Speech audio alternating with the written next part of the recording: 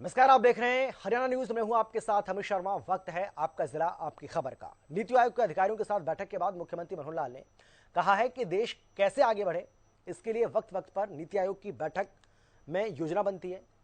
इस बार की जो बैठक है, हमने कृषि फसल विविधीकरण पर चर्चा की है और क्या कुछ कहा मुख्यमंत्री मनोहर लाल ने, आप खुद सुनिए।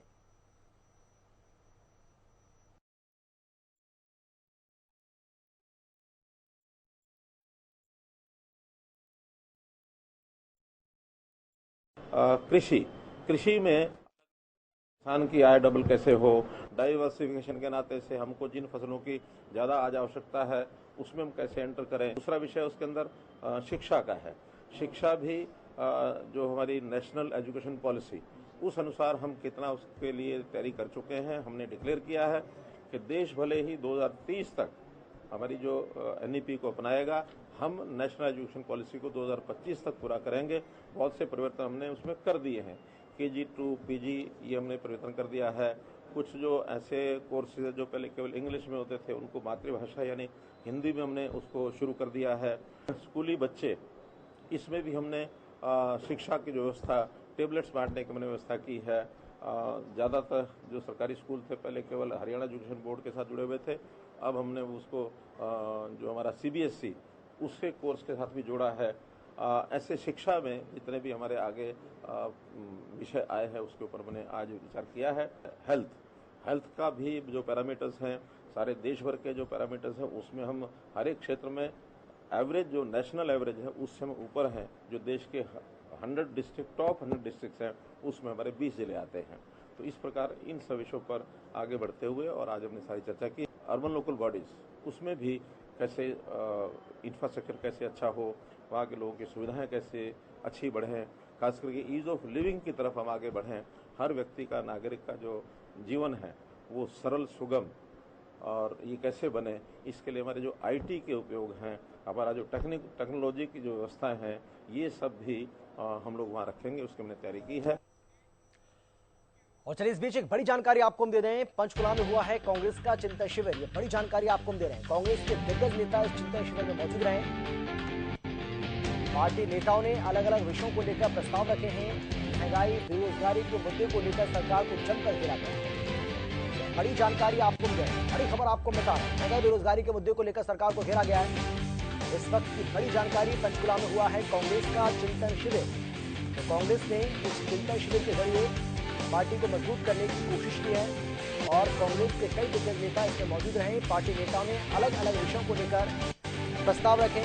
कहा जा रहा है कि महंगाई, बेरोजगारी के मुद्दे को लेकर भी इसमें प्रस्ताव रखे गए। तो पंचकुला में हुए इस कांग्रेस के चिंतन शिविर में कांग्रेस पार्टी के 28 दिग्गज नेता, 28 सीनियर लीडर जो हैं वो मौजूद रहे। इसके अलावा कहा जा रहा है कि 9 प्रस्ताव इसमें पास किए गए।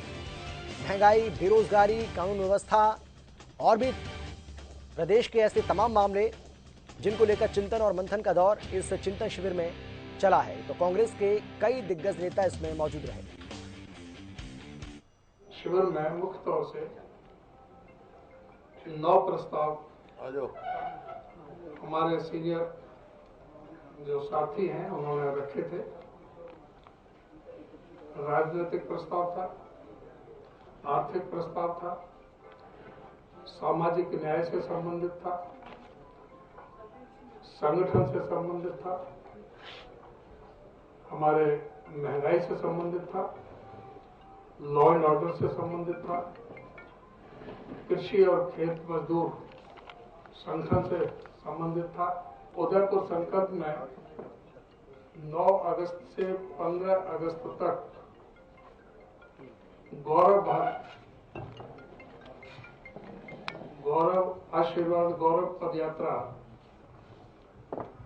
के नाम से 9 अगस्त से 15 अगस्त तक हर जिले में 75 किलोमीटर तक हमारे सभी कांग्रेस के कार्यकर्ता सभी जिलों में 75 किलोमीटर की पद यात्रा करेंगे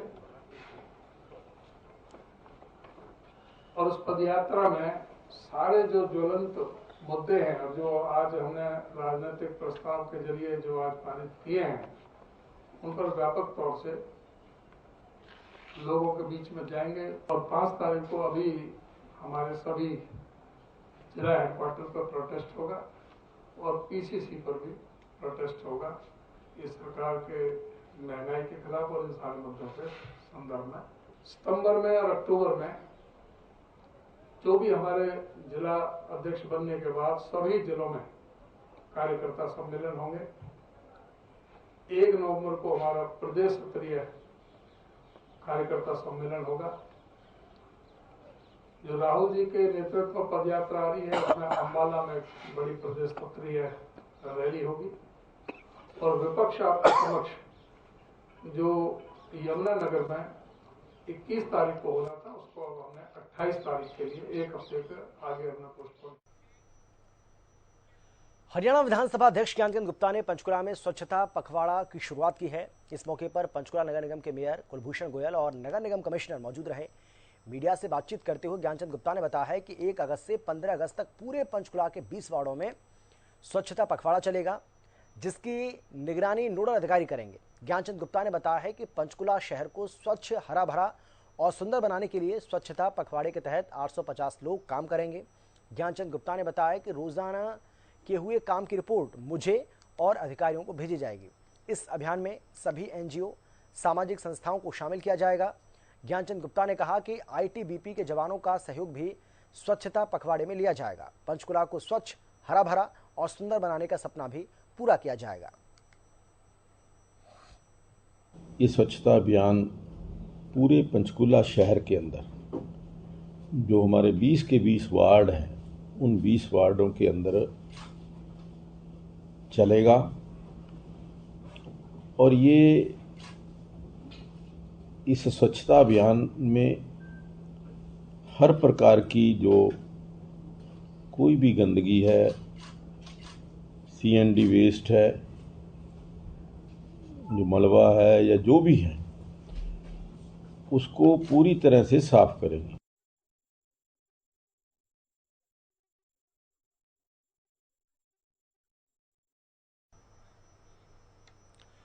सोनीपत में परिवहन मंत्री मुजर शर्मा ने कष्ट निवारण मीटिंग में शिरकत की है। इस दौरान उन्होंने 14 शिकायतों को सुना, जिसमें से 9 का मौके पर ही समाधान किया गया। इसके साथ साथ उन्होंने कांग्रेस पार्टी पर तंज कसते हुए कहा कि कांग्रेस पार्टी को नेताओं का चिंतन है, लेकिन प्रदेश का कोई चिंतन इसमें नहीं होने वाला है। इसके साथ साथ उन्होंने कहा कि विधायकों को धमकी देने वाले अपराधियों का प्रदेश में कोई जगह नहीं है। साथ ही आजादी के 75वें अमृत महोत्सव पर सरकारी और गैर सरकारी कार्यालय के साथ ही हर घर पर तिरंगा फहराने को लेकर भी उन्होंने अपनी बात कही। क्या कुछ कहा, जरा सुनिए। जो पवार जी कहेंगे वही करेंगे, हम कार्रवाई पे लगेंगे। पूरा प्रशासन, चाहे पवार हमारे विधायक, हमारे साथी हैं और विधायक हैं, इस तरह की कोई भी धमकी देगा उसके लिए हम प्रदेश में कोई ठिकाना नहीं। और मैं प्रदेश की पुलिस को बधाई दूंगा इस चीज को। कल आज 13 शिकायत से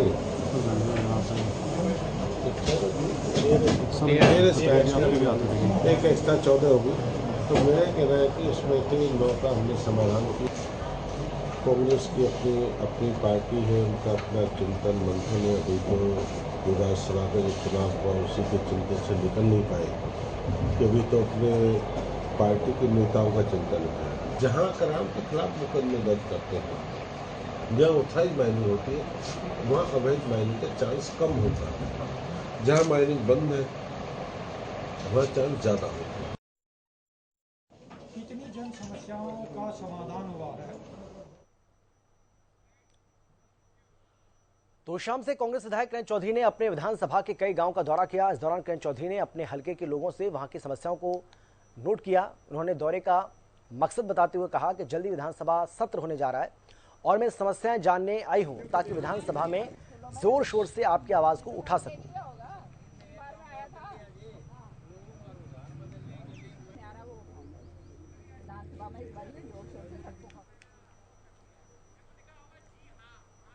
कहने का मतलब ये है कि वो जो उसमें जो मसाला गिर रखा है फिल्टर के लिए पानी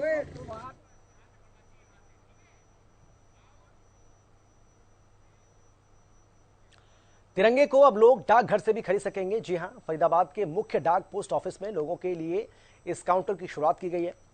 ये मुख्य डाक अधिकारी गिरीश माथुर ने बताया है कि भारत सरकार की ओर से हर घर तिरंगा अभियान चलाया गया और इसके तहत आज़ादी के अमृत महोत्सव के साथ ही इस अभियान की आज मुख्य डाक पोस्ट ऑफिस से शुरुआत कर दी गई। उन्होंने बताया कि लोग अब किसी भी पोस्ट ऑफिस से तिरंगा खरीद सकते हैं।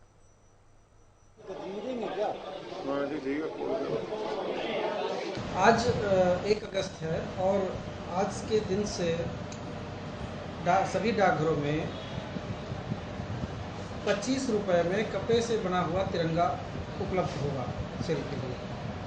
आज़ादी के 75 वर्ष पूर्ण होने पर भारत सरकार द्वारा हर घर तिरंगा एक अभियान चलाया जा रहा है। भारत सरकार का प्रयास है कि इस बार 15 अगस्त पे हर घर पे तिरंगा फहराया जाए। तो लोगों की सुविधा के लिए डाकघर को चुना गया है कि वो तिरंगा उपलब्ध कराए। उसी कड़ी में आज 1 अगस्त से 15 अगस्त तक प्रत्येक डाकघर तिरंगा उपलब्ध होगा, जो कोई भी जनता 25 रुपये शुल्क अदा करके उतरेंगे। रादौर के दुधला गांव में 97 लोगों के वोट काट दिए जाने का मामला सामने आया है और इसे लेकर भड़के गांव के लोगों ने एसडीएम ऑफिस में प्रोटेस्ट किया और ज्ञापन सौंपकर कार्रवाई की मांग की है। एडवोकेट साहब सिंह गुर्जर ने कहा है कि जिन लोगों की वोट काटी गई है वो लंबे समय से दुधला गांव में रहते हैं, उनके पास यहां रहने के स्थायी डॉक्यूमेंट भी हैं, उनकी वोट भी यहीं पर बनी हुई है, लेकिन गांव के कुछ लोगों ने चुनावी रंजिश के चलते वोटर लिस्ट से उनकी वोट कटवा दी।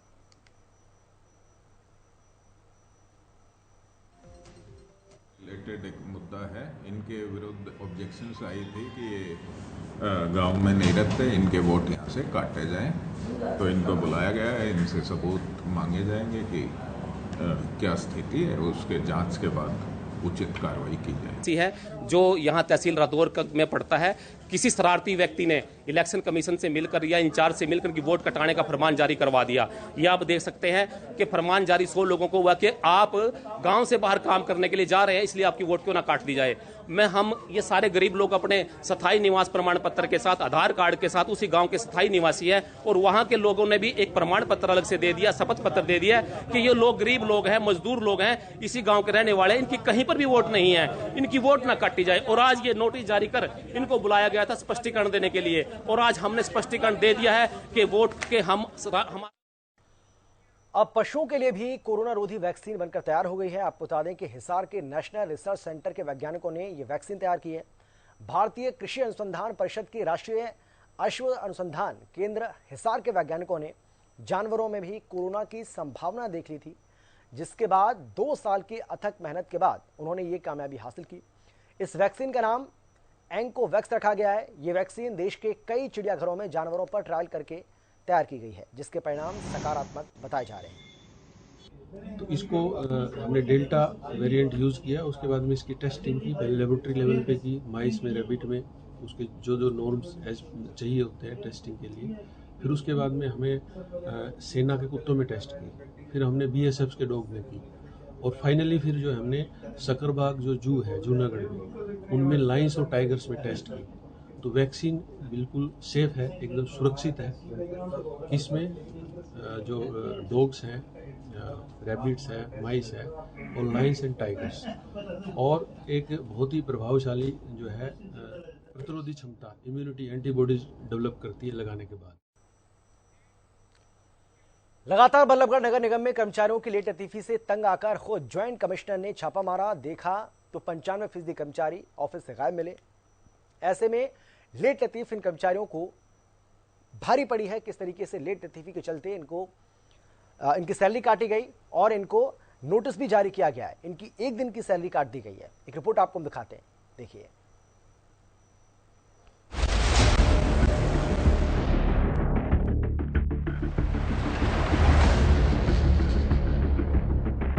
ये खाली कुर्सियां, ये खाली ऑफिस, नजारा बल्लभगढ़ नगर निगम का है। और सिर्फ आजकल की ये तस्वीरें नहीं हैं, ये तस्वीरें हर रोज अमूमन इसी तरह से सामने आती हैं। कर्मचारियों की लेट लतीफी लोगों की परेशानी का सबब बन चुकी है।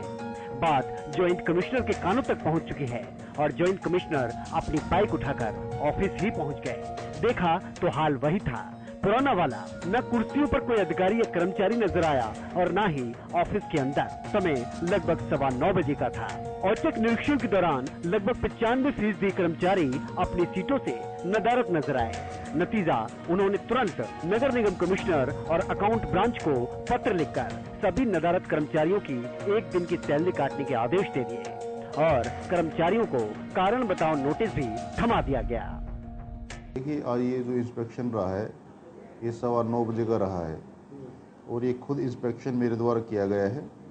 इसमें जो भी कर्मचारी 10 से 12 कर्मचारी एब्सेंट पाए गए हैं, उन सभी एब्सेंट कर्मचारियों की रिपोर्ट बनाकर माननीय कमिश्नर साहब को भेजी जा रही है और इसमें ये भी रिकमेंड किया गया है कि इनका आज का वेतन काट लिया जाए।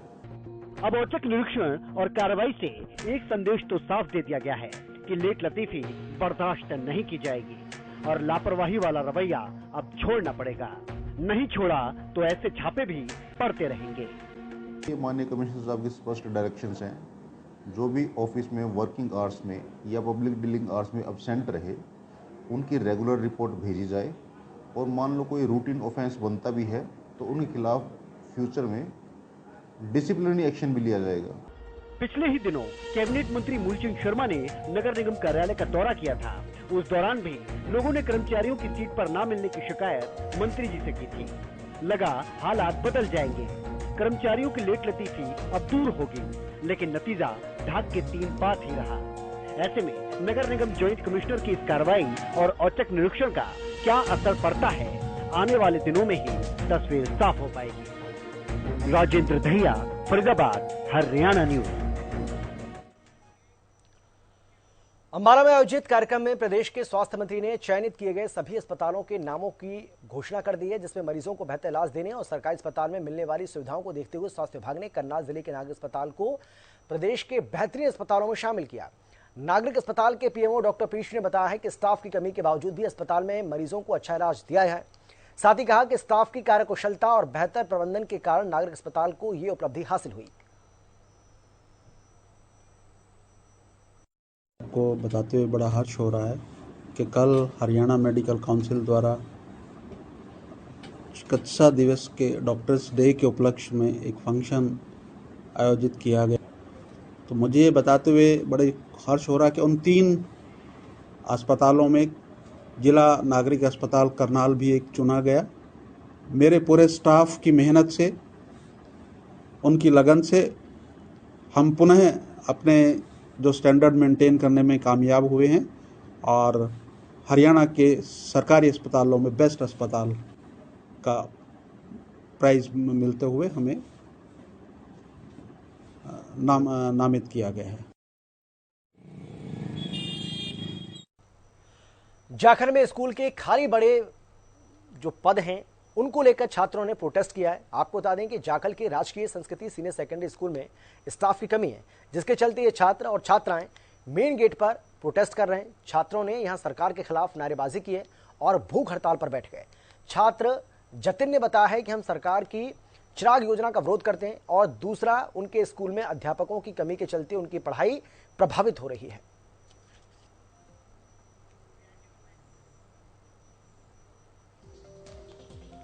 तो खाली पड़े पदों को लेकर छात्रों ने ये प्रोटेस्ट किया है, ये प्रदर्शन किया है। राजकीय स्कूल में प्रोटेस्ट किया गया। जाखल की तस्वीर आपको हम दिखा रहे हैं। चिराग योजना का इन छात्र छात्राओं ने विरोध किया है और खाली पड़े पदों को भरने की मांग जोर शोर से उठाई गई।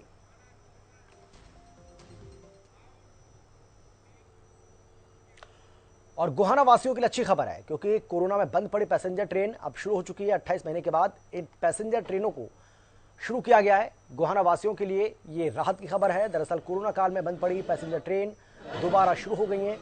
28 महीने के बाद फिर से गोहाना जंक्शन पर पैसेंजर ट्रेनों का परिचालन शुरू हुआ। पिछले साल दिसंबर में एक ट्रेन शुरू की गई थी। साथ ही ये भी आपको बता दें कि ट्रेन बंद होने से रेलवे को गोहाना से हर महीने घाटा हो रहा था, लेकिन अब ट्रेन शुरू होने से यात्रियों ने राहत की सांस ली है। कोरोना काल में ट्रेनें बंद की थी, तो कुछ ट्रेनें तो पहले चला दी थी, कुछ ट्रेनें आज से जींद सोनीपत से सोनीपत जींद वाली 3 पेयर चलते तीनों चालू कर दिए। फ़ायदा आज पहला दिन है, पैसेंजर मिलेंगे तो फ़ायदा तो होगा ही। बाकी सुबह वाली ट्रेन, शाम वाली ट्रेन में काफ़ी लोग दिल्ली के जो डेली पैसेंजर हैं उससे अर्निंग तो बढ़ेगी ही, उसमें काफ़ी अच्छा पैसेंजर मिलने की संभावना है। गोहाना में लगातार चोरों के हौसले बुलंद होते जा रहे हैं। पुरानी अनाज मंडी के पास CSC केंद्र चलाने वाली एक दुकान का ताला तोड़कर चोरों ने लूट की घटना को अंजाम दिया। आपको बता दें कि 3 युवक एक बाइक पर सवार होकर आए और कुछ मिनटों में चोरी को अंजाम देकर फरार हो गए। दरअसल चोरी की पूरी घटना एक दुकान के बाहर लगे CCTV कैमरे में कैद हो गई, जिसके बाद मौके पर पहुंची पुलिस ने मामले की छानबीन शुरू कर दी है।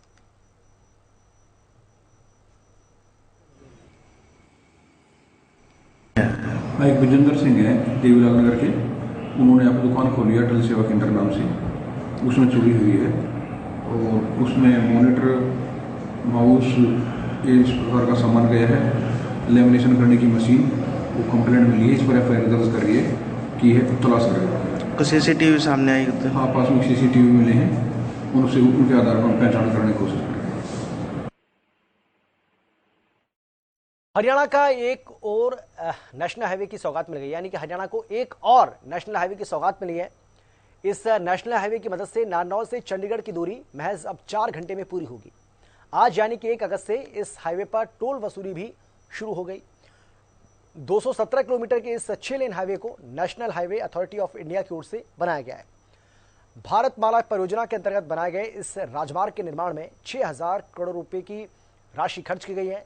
152D हाईवे कुरुक्षेत्र जिले के इस्माइलाबाद गंगहेड़ी से नारनौल बाईपास और कोटपुतली के NH 148 नंबर तक खोल दिया गया है और इस नेशनल हाईवे पर एंटर करने और एग्जिट करने के लिए 16 इंटरचेंज का निर्माण भी किया गया है। नेशनल हाईवे पर कुल 4 टोल प्लाजा होंगे और धीमी गति के वाहन इस नेशनल हाईवे पर नहीं चल पाएंगे।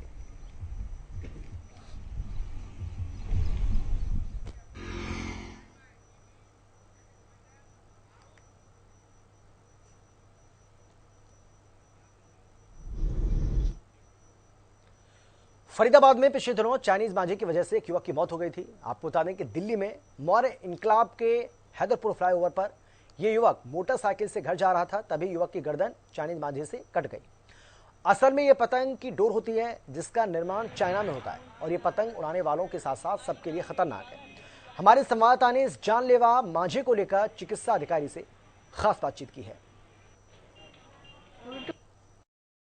देखो, ये बच्चों के लिए तो जो चला रहे हैं उनके लिए तो कोई नुकसानदायक है नहीं, अगर है भी तो सिर्फ वो हाथ वाथ में उनके कटते हैं, लेकिन ये उनके लिए खतरनाक है जो इसकी चपेट में आते हैं। और चपेट में आने से इसमें ये नहीं कि कोई बड़ा बूढ़ा कोई ऐसी चीज़, इसमें ये है कि गर्दन वाला जो एरिया होता है हमारा, ये बहुत सेंसिटिव होता है। कोई भी मंजा जो होता है ये हाथ या शरीर से फिसल कर और ये गर्दन में जाके फंस जाता है और गर्दन में फंसने के बाद वो टूटता है नहीं और वो एकदम से खींचने की वजह से यहाँ जो हमारी वेसल्स होते हैं, ब्लड वेसल्स, इवन ट्रैकिया, ये सांस की नली जो होती है, ये इसको काट देता है और ये काट के ये बहुत ही सीरियस इंजरी, मैसिव ब्लीडिंग, मतलब काफ़ी ज़्यादा खून बहने की वजह से, रक्तस्राव होने की वजह से कई बार पेशेंट को बहुत अपना जान से अभी हाथ धोना पड़ता है और परेशानी भी ज़्यादा उठानी पड़ती है।